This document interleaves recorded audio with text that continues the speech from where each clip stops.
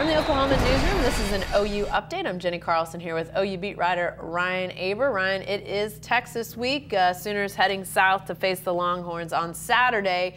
But as they do, we're starting to see the change in the running game since Rodney Anderson's injury. Such a big part of that offense, a big part of that run game was Rodney Anderson. Now we're starting to see how these pieces are falling into place. And a guy that is being, more predominantly featured is Kennedy Brooks, a guy that was kind of forgotten about in some regards. He was great on Saturday.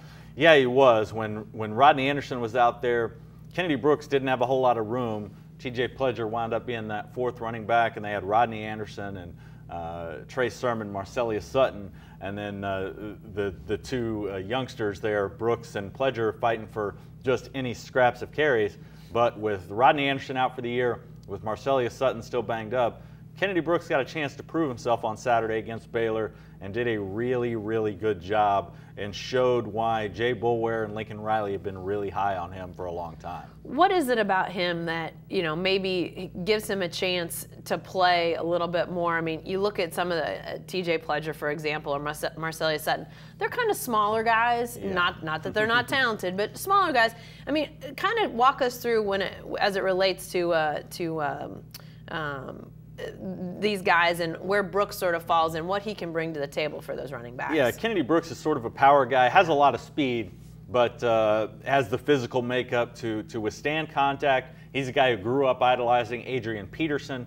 Grew up in Texas, but his family is from the Lawton area.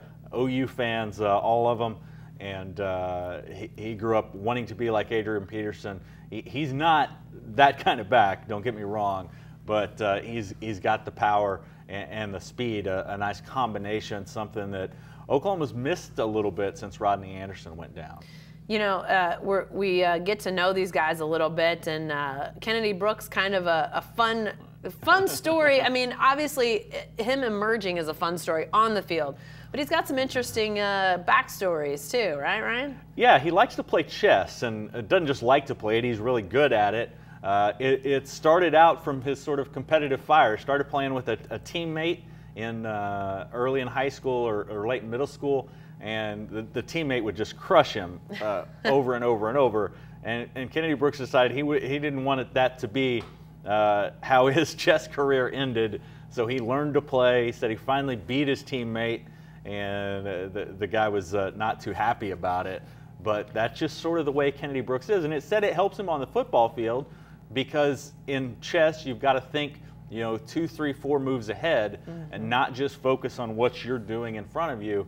And especially as he made the transition from high school to college, that's important, as you have to do so many other things. Jay Boulware talked about this yesterday, that in high school Kennedy Brooks pretty much just had to run the ball. It's hand the ball off, run straight forward, hit your hole.